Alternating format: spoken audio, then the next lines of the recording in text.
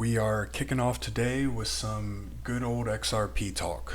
So, a lot of news has been uh, going around related to the ISDA and its impact for Ripple being a member of that organization that concentrates on the derivatives market of the overall economy. And that's really where the massive price potentials of 1,000, 10,000, and higher have come from. Once Ripple and XRP are able to work into that market, it'll bring much more value onto the XRPL, which will then reflect in those huge prices. I guess before I get into price talk, I'm not a financial advisor. I think that I make that clear because I'm not a economics guy. I'm not a trader. I just like to talk about things that I find interesting in this space. So we are currently at just over 50 cents, seeing some weakness on the charts. But here's what I want to highlight yet again. Ripple is working with the Bank of International Settlements. Ripple is working with the International Society of Derivatives something. I forget that A. Ripple has been highlighted by the IMF, the International Monetary Fund. Ripple has been spotlighted by the World Bank, and they have been meeting with and partnering with central banks for a long time. That is what they have been concentrating on as their niche concentration. So while they build these massive partnerships and agreements and they become involved in more and more very large things, they're also exposing XRP to all of these huge organizations. And I don't necessarily think that XRP is the most technically advanced things out there. It's been pretty slow to adopt in terms of things like smart contracts, even though that is a topic of another conversation now.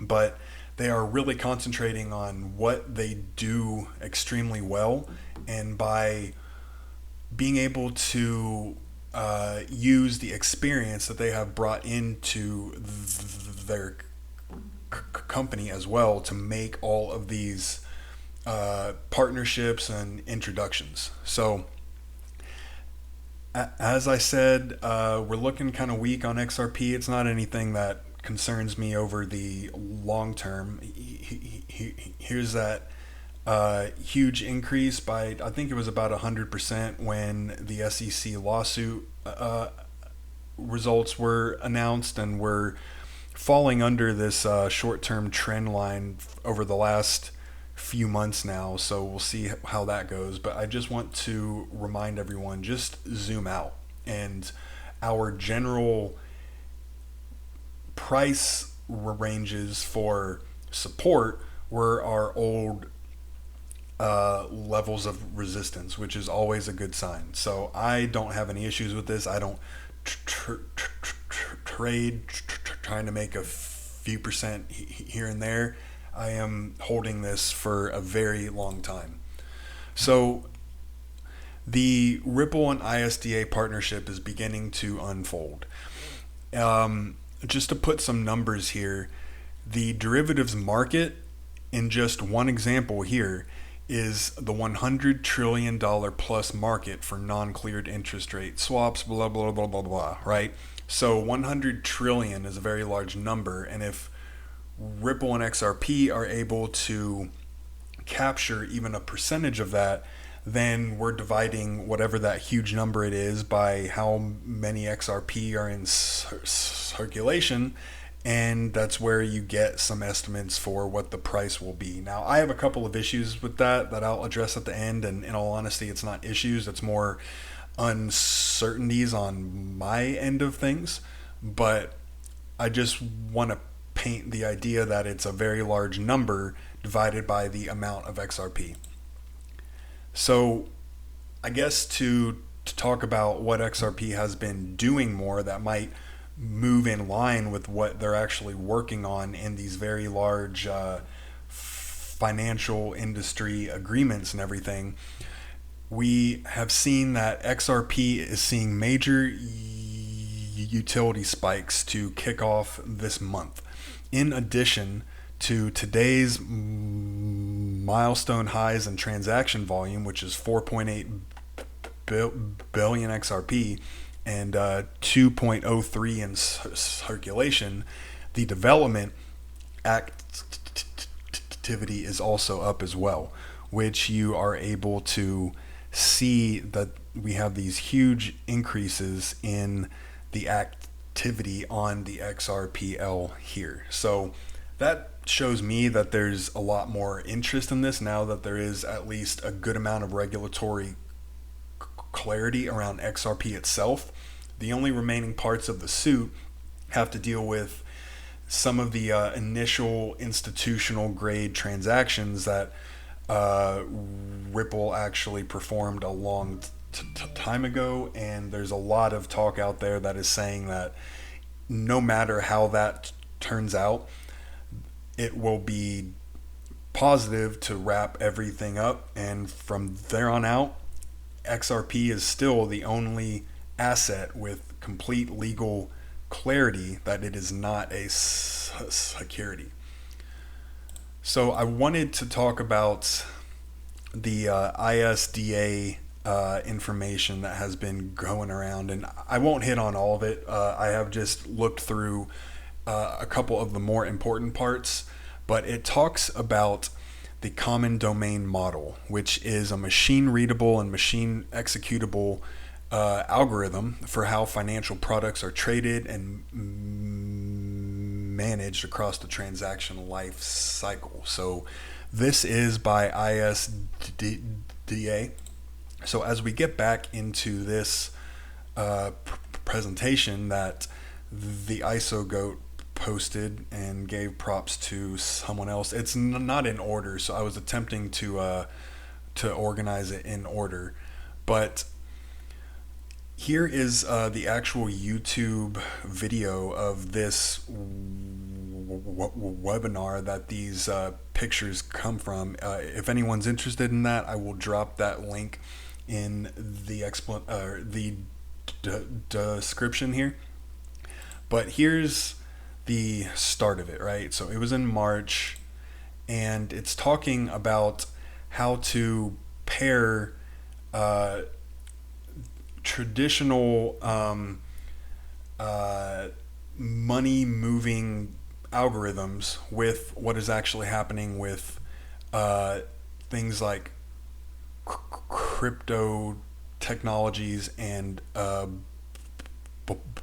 blockchain technologies as well. So it does have some things here that without more context is hard to understand without investing a lot of time in this 2-hour long video presentation. But there are some highlights, and it's hard to see some things, but it's also talking a lot about digital regulatory reporting, which is much easier when you have all of your transaction information on a chain, especially something like the XRPL.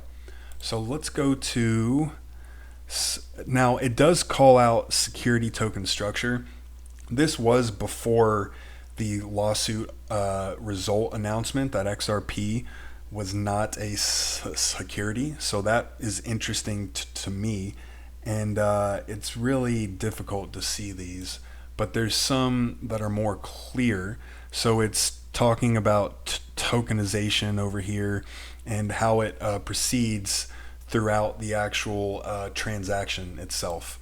Now, the common domain model goes on top of the distributed ledger technology as a logical model, as the CDM uses codes and standards and interacts easily with smart contracts in order to achieve fluidity of security tokens processing and full interoperability. There are some other posts on Twitter that link R3 and Corda and XDC to this as well.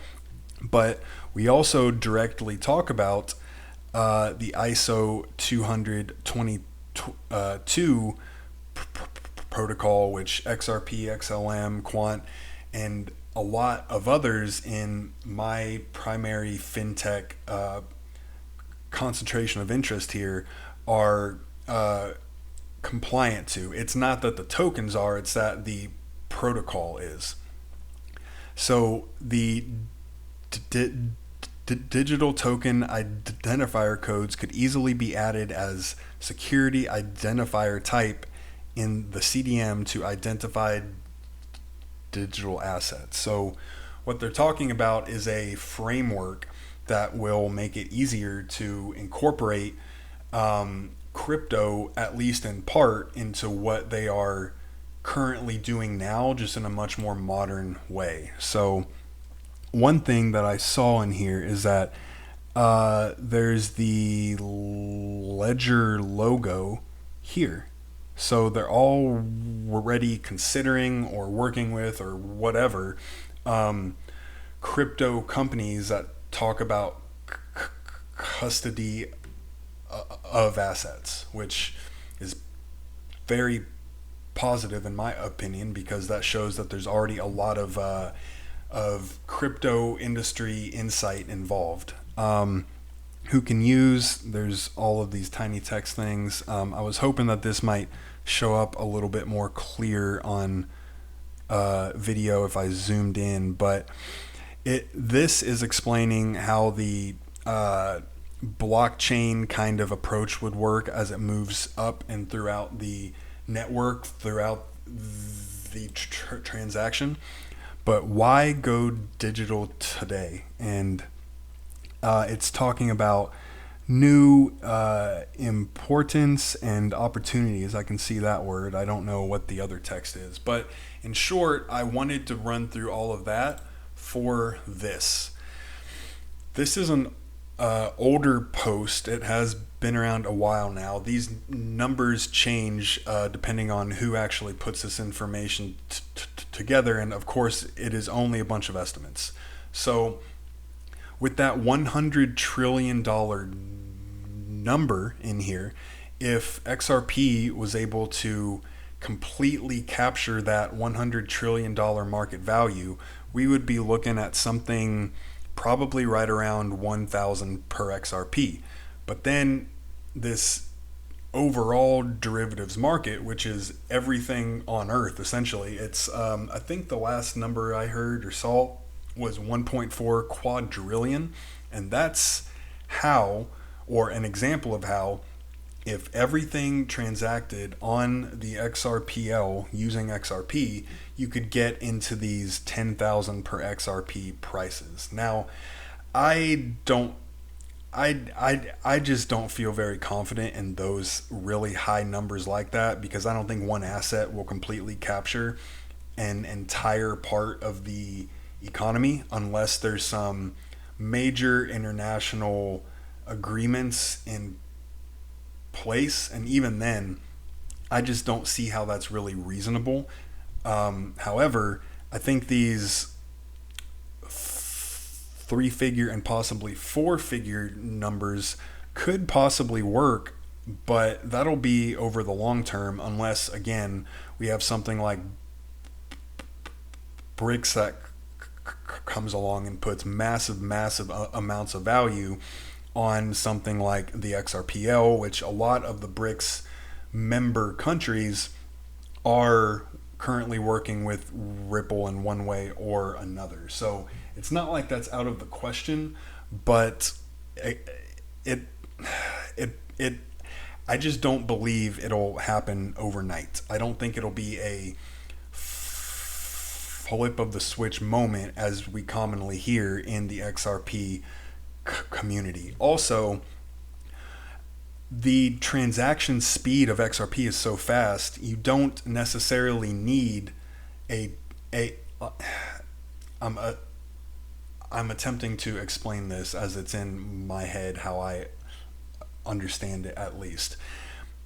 If XRP transacts so quickly, then multiple XRP can be used many, many, many times. So unless that market value of these assets is somehow locked onto XRP and it's tokenized on XRP, I don't really see, in my understanding, how XRP could get to this value, because even if you have a $1 quadrillion total market here and you have 100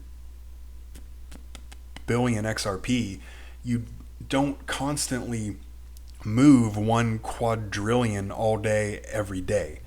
So I just have a hard time understanding that. I'm sure that there's individuals who are much more intelligent than me who can explain that. But that's one of the reasons why I've always been a little unsure of how exactly these massive market sizes really correlate with XRP price. I think it's a little bit rudimentary of a price prediction calculation, and I don't really know if that's how it works. The only way I can see it working is if XRP is used to tokenize these kinds of assets where it's locked onto the XRPL itself.